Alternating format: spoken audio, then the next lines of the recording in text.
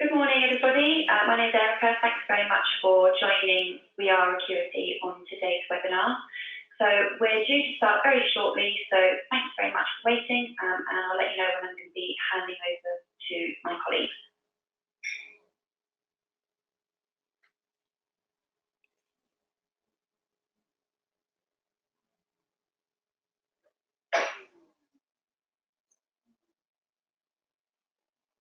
Okay, hello again.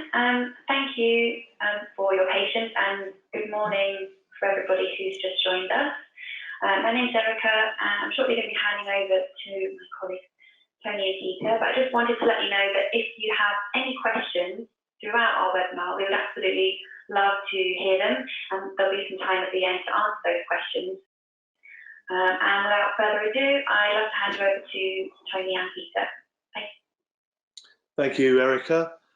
So it's a good morning from us. I'm Tony Searle. I'm Peter Cronin. And thank you for joining us today. This is our best practice webinar focusing on retailer marketing. At this end, you'll be listening to myself, Tony, and Peter. We've been operational for a little over 20 years. And for the last 10, we've been occupying the space between brands and their retailers. The retailers complete the customer's purchase journey, so it's absolutely vital that brands recognize this and support their retailers' efforts to market themselves. We help them do just that. We make your national and global messages resonate with local audiences. Just to set out what we have lined up, here's a quick agenda. I'll start off by talking about who's involved in retailer marketing and some of the things we see on a regular basis. Then I'll share a series of best practice tips based on our experience from the last few years. Then, to add a little bit of the real world to those theories, Peter will take you through an example of a recent project we managed to show how it worked for one of our clients. And finally, we'll open up the floor for a few minutes to take questions you might have, as Erica just mentioned. And we hope that by then the questions won't be, what on earth are you going on about? All in all, it should be about 30 minutes or so. So having introduced ourselves, we'd like to say hello to you. And who are you? Well, this space is a little specialized, but it's also much bigger than most people imagine. Typically, you'll be working with a network of retailers of one type or another. Some of you, let's say the car and bike manufacturers, for example, you'll have dealers. Some of you are in bricks and mortar retail and will operate from greenfield sites, maybe high street stores or cooler shops, if that's your thing. And the franchises amongst you, well, you have your franchisees, and they'll operate in a number of locations, from a van and a phone right up to city centre restaurants. The scope is vast. And finally, some brands operate a licensing arrangement with maybe hundreds of local agents. One thing's for sure, you'll each have different levels of expectation when it comes to the local marketing activities of your network of retailers. And who else is in the mix? Well, we can think of quite a few, each with their own needs, their own demands, their own agendas, and certainly their own worries. There's you, global or national HQ. You're the one spending all the big bucks. You're building the brand. Sales ops, they're driven by numbers. They want the network to hit target. It's all sell, sell, sell, which is understandable. Your network of retailers, they're being pulled from pillar to post sometimes, and very often it's their own businesses they're running, not yours. You might have a field team in place.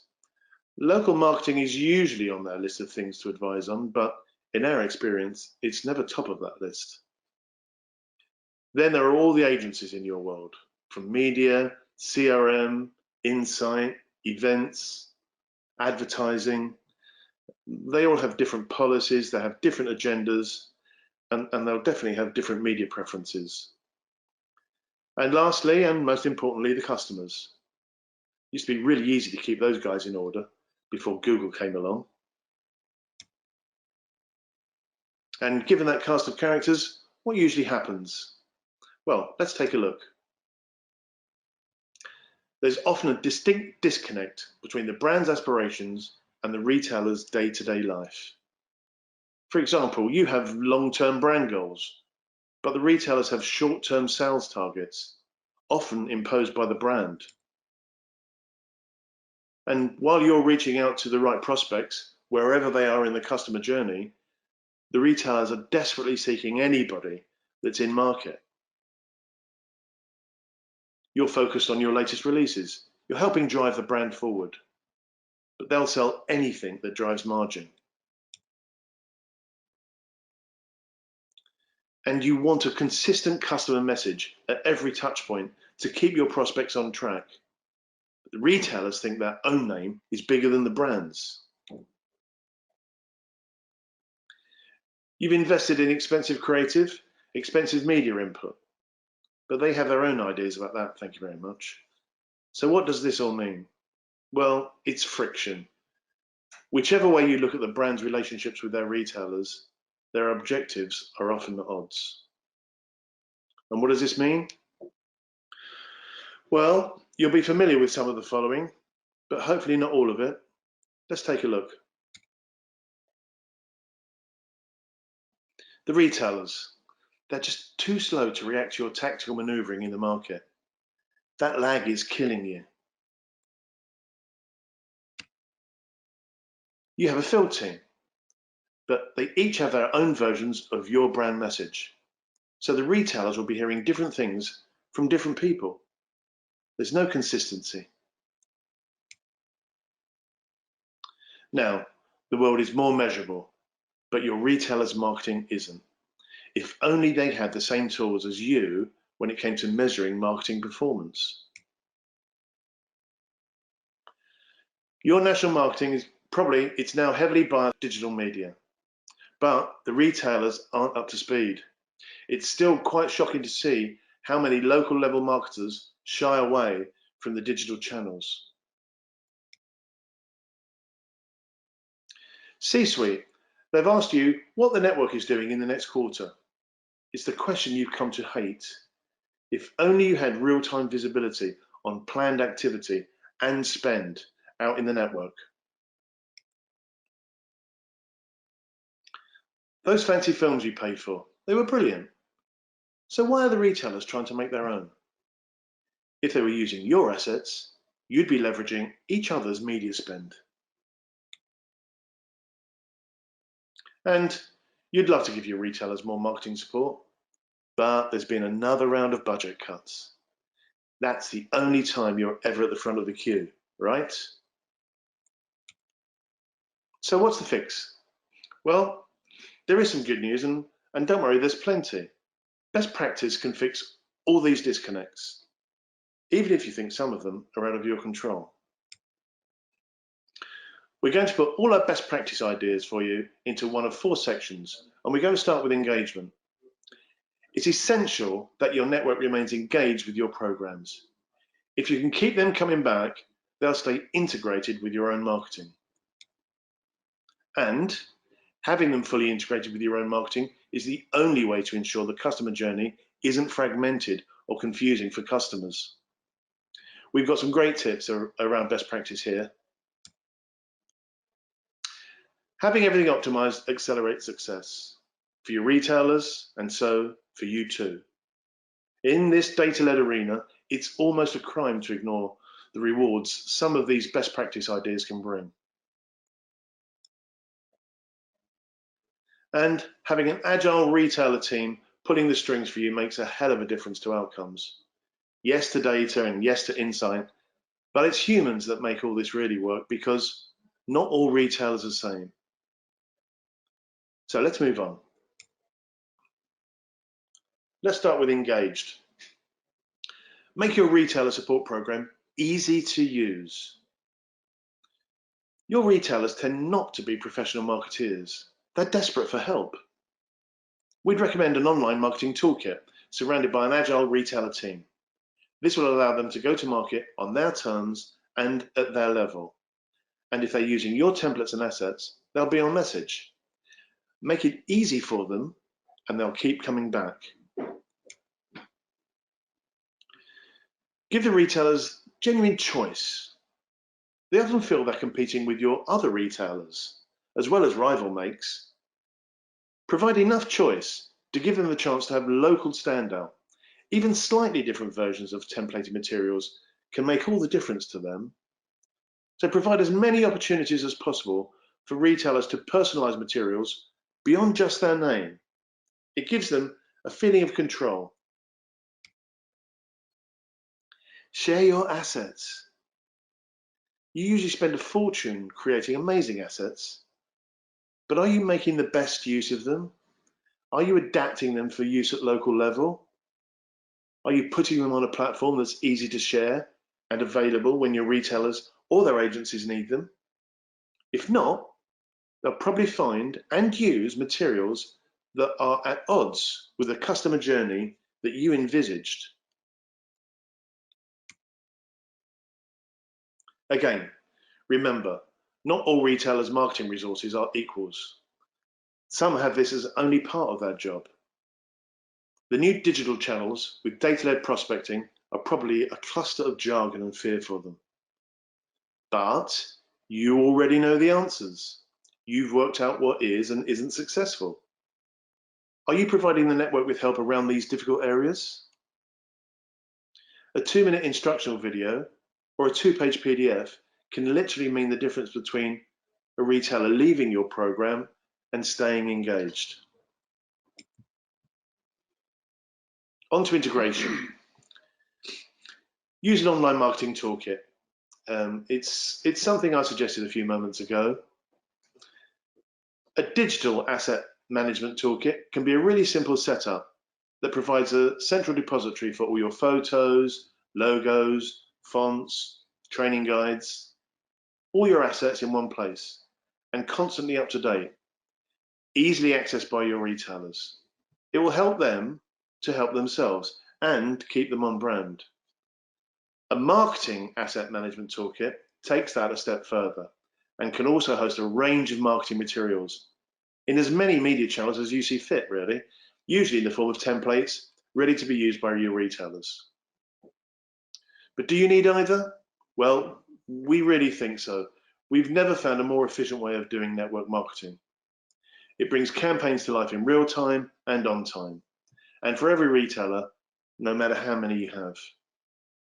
It'll sit at the heart of your comms with a network. It can host interaction, communicate everything about marketing. And did I mention how many thousands it can save in production costs alone? This is an important one. Be multi-channel. There are lots of options available when it comes to a marketing toolkit. Printers and data brokers have some great systems, but they're usually designed to sell print or data, funnily enough. It's essential that your toolkit is independent and includes all the media channels. This will often be your retailer's only way to access some of the digital opportunities out there, so don't deny them that with free toolkits limited to what they offer. Every media space that you at HQ inhabit could be available and affordable for your network too. And you want them on brand and on message. Yeah, provide some planning tools. Providing a good marketing planner on the toolkit offers a number of benefits in terms of integration. You can show your own national marketing activity plans so that retailers can promote the same types of message at the same time. Giving retailers an easy to use and professional planning tool so that they can start to think ahead adds immeasurably to the feeling of professionalism and confidence out there. And it gives you visibility of planned spend and activity across your network to help inform your own planning. Providing some local business insights is a really good tip. There are some great tools available to add insight to local marketing. All can be made available on a good toolkit. The portal could be linked to providers like Urban Science, Google, or other geotagged data suppliers. It will help retailers to choose local media opportunities and highlight events and other local activities that they can plug into. It could also show them some sales opportunities and the availability of conquest data by postcode. Professional media planning has never been so accessible at local level. See what's working. On to optimization. By integrating a great toolkit into your network's marketing landscape, you could have a fantastic suite of reporting tools on the dashboard. This could feed back the data to inform any campaign optimization you need, just to increase the success for the retailers. Sales, click-through rates, footfall, everything's possible. Anything that's measurable can be included. It's like they'll have their own big agency input at local level. Act quickly, yeah. Typically, the landscape our clients and their retail network operate in is fast-paced and highly competitive. New offers are designed to match the market on a regular basis. It's difficult for most retailers to even keep up with what they should be doing at local level, let alone actually doing it. This is where the toolkit can make a real difference. Templates can be online and ready to go within minutes, and retailers can access and deploy immediately. In fact, recently, we had about 130 executions go through in less than 20 minutes when a new campaign had just been announced. And that's something that would have required hours and hours and cost thousands of pounds without a good toolkit. Yeah, share your experience. We established that it's best practice to share your national marketing plans so that retailers can sync with you. But most often, they're unable to plan a campaign properly. They don't really have the resource or the skill or imagination. You know how media works. Why not tell the retailers? This is why we recommend producing exemplar media plans and campaigns. Maybe do them for 2 or 3 different spend levels and give them some likely outcomes for each of those spend levels so that retailers can decide what looks like good value for them. Share your money? Yep, I know it sounds laughable at first, but we've seen co-funded campaigns perform brilliantly, benefiting HQ and retailer alike. Just a small portion of your budget could be used in a 50-50 or similar scheme at local level. If they're performing, so are you. And often, this will be a reason for a retailer to come to the marketing party, and then they rarely leave. Shared data. Well, it's one of the trickiest things to negotiate with retailers in our experience. We understand that, but things do seem to be getting better. Evidence of success is beginning to sway them. And because the retailer's CRM data is customer-based, the insight that affords in media planning is invaluable, resulting in reduced cost per lead and improved real-time bidding. Finding a way to work together with your network in sharing your data reaps big rewards. It's well worth pursuing. Finally, that agile team we were talking about. Having an online toolkit is only part of the picture. If you leave it on its own, you're bound to see it fail. It really needs a driver. Best practice is to surround the system with a dedicated team of experts, essentially the retailer's own agency. They'll be committed to making it work, can advise users in real time, and will be seen by retailers as impartial experts, rather than HQ taking control maybe. And don't forget, the savings we have seen a network make on production, creative, and media buying fees runs into hundreds of thousands of pounds.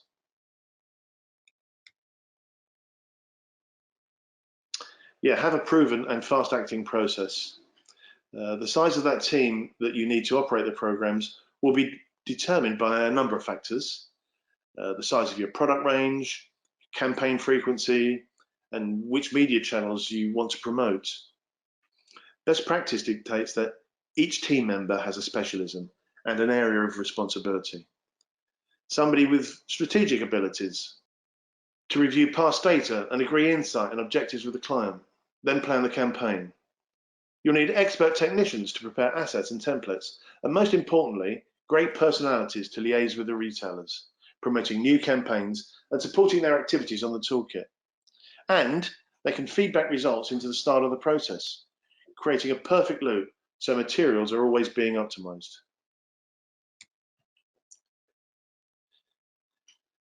Manage campaigns. By offering managed campaigns, you can shortcut the marketing process for your retailers. Simply prepare exemplar campaigns in the most relevant channels ready to execute and traffic.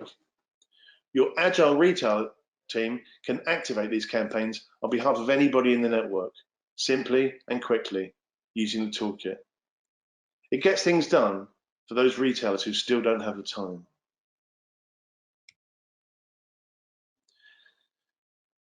Typically, retailers focus on the here and now.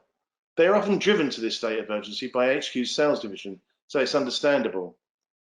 For many, the concepts of awareness, consideration, and post-sale are quite alien. Best practice is to provide them with the tools to ensure they are marketing across the whole of the buyer cycle. Provide the materials they should be using and instructions on when and how to use them. It's amazing how much they can achieve for very little cost and be active in all stages. This is where an agile retailer team can really make a difference in advising, assisting, and helping the retailers identify where they're missing out.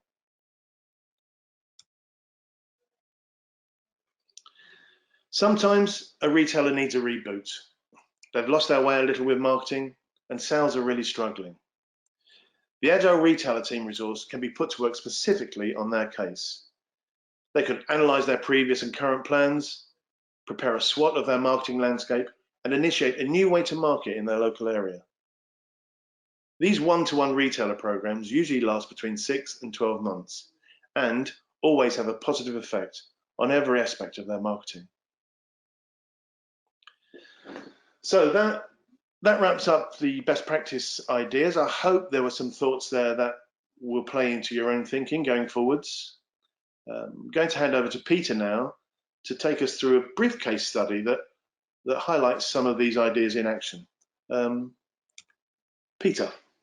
Thanks, Tony.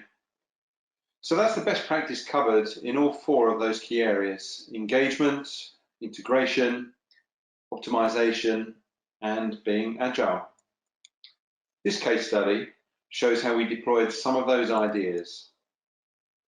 As far in advance of this launch as we could manage, given copy dates and central creative, we produced a marketing and advertising guide. These can be executed in video, electronically, or printed. For this launch, we did all 3. We still like to give retailers a printed booklet. It has an air of authority, it can be kept at hand, and it's really, really easy to flick through. We set out exactly what the brand would be doing at national level and when, then gave suggestions to retailers on what they might do and when. We included examples of the materials that would be available, which channels to use, and what the likely outcomes for the retailers might be for given amounts of spend. This kind of advice is often the difference between a coordinated campaign and no campaign at all. Making it simple for retailers makes it happen for retailers. Here are a few from Citroën C3's global launch campaign. I've shown these to illustrate the simple and yet memorable creative approach. It used a graphic alphabet based on road signs and motoring paraphernalia, and it provided all stakeholders with a foolproof way to fully integrate their own launch campaigns. Using the alphabet concept to highlight keywords, our creative team developed localized and personalizable materials in every channel that a local retailer might engage with. Whatever media channel was chosen, from email, optimized for mobile, to print for press and DM, showroom, local out of home, and all the digital channels. There are varying levels of sophistication with online toolkits, allowing you to tailor yours to suit your network's needs. We gave retailers access to a marketing planner where they could see all of the national marketing plans for the launch of this new model. On rollover, each entry included a more detailed look at the execution, including links to video for TV ads and images for other media. This gave them some much needed insight into the look and feel of the campaign. And then retailers mapped out their own plans to make sure they were in sync and therefore fully integrated. Local business maps to identify the hot postcodes and find new customers were also available, giving retailers access to tools that are rarely available at their spend levels. The Toolkit had the best reporting functionality built in too, with easy to use dashboards. These are a real value add at retailer level. Having access to live results gave them real confidence in their marketing. And it gave HQ insights into what was happening too, right across the network. Imagine the benefits of being able to see what's being advertised and what might need updating or changing in real time by region, by retailer, or even nationally. Same goes for budgeting. The dashboard for the co-funded media scheme meant everybody could keep track of where they stood, again in real time. It eliminated a lot of administrative time for HQ, the regional managers, and the retailers. But it was data integration that brought the big prizes and really optimized the launch. As this simple diagram shows, the brand's own bank of hand raisers combined with its knowledge of the prospect landscape was a good starting point. By adding specific data to the launch campaign from previous launches and model campaigns, made targeting and reach even better. Third-party data, who was driving rival models of a potential changeover age, further improved results. But adding the retailer's own data at this potent mix reaped the very, very best results. Real customers provide an awful lot of information to help campaign modeling and optimization. Our agile and dedicated team that sits at the heart of the activity on and around the Toolkit was absolutely key to making the launch work at its very best. Creating the templates that could be localized and personalized, being at the end of the phone to give retailers all the help they needed, both operationally and with the Toolkit, and with local strategic advice. And the team also operate a one-to-one service for those retailers that had some commercial problems. Maybe they just lost their marketing person or weren't generating enough sales from their marketing spend. The one-to-one service is a great way to reboot a retailer's marketing. It provides a deep dive into past activity and it looks at the whole of the retailer's customer journey, an often overlooked aspect. This helped them identify areas for improvement. It was a long-term hand-holding exercise that resulted in better informed retailers with improved commercial results. Over to you, Tony. Thanks, Peter. So, what have you seen today? What have we talked about? We covered the importance of keeping the retail network engaged with your program of marketing materials and advice. We talked about keeping the retailers fully integrated to help them leverage your national spend covering these areas. And remember, optimization is key to accelerating success at local level. And finally, we looked at the importance of surrounding all that tech with an agile, friendly retailer team to drive engagement and keep everything running smoothly. So, Peter, has Erica got any questions through? Yes, actually, yeah, we've just got some questions through from Erica. Thanks for those, Erica. So the first question, how much will a toolkit actually cost? Well, that's a good one, yeah. Yeah, I think I'll dive in here, Tony. That's a really understandable query. I'd probably ask this too. There isn't really a straight up answer. As you'll have seen, we described a dozen or more areas of retailer marketing that would be hugely enhanced by having either a DAM, digital asset management system, or a MAM, marketing asset management toolkit in place. Dependent on the instance though, some features will be more or less important when it comes to your network's needs.